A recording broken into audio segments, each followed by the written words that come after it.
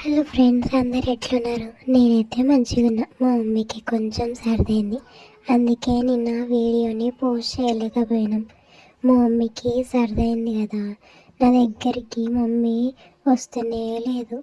సర్దైంది కాబట్టి నాకు కూడా అవుతుందేమో అని మమ్మీ అసలు నన్ను మంచిగానే చూసుకుంటలేదు. పాలిస్తుంది, ఇంకా పక్కన పండుకోబెడుతుంది.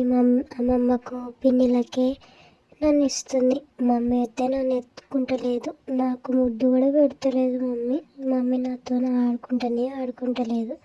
మమ్మీకి తొందరగా సర్ది తక్కువ అవ్వాలని కోరుకుంటున్నా. మీరు కూడా మీ హెల్త్ని మంచిగా చూసుకోండి.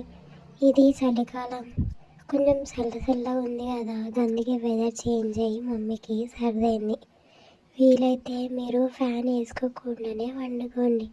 స్వెటర్లన్నీ ఏడనో పెట్టుంటారు కదా, సూట్ కేసులల్లో, బీరువాలల్లో, ఇంకా అవన్నీ తీసి వేసుకొని వెచ్చగా వండుకోండి, సరేనా?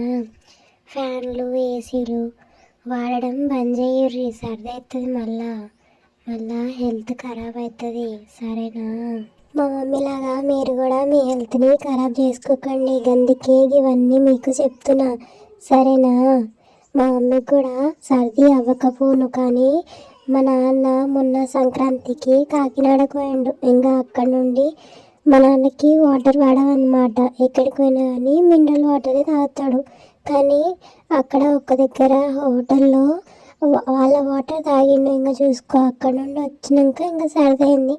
గట్లా మా మమ్మీ కూడా సర్దైంది.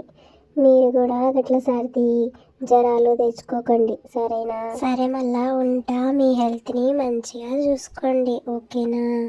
హెల్త్ మంచిగా ఉంటేనే అన్నీ మంచిగా ఉంటాయి.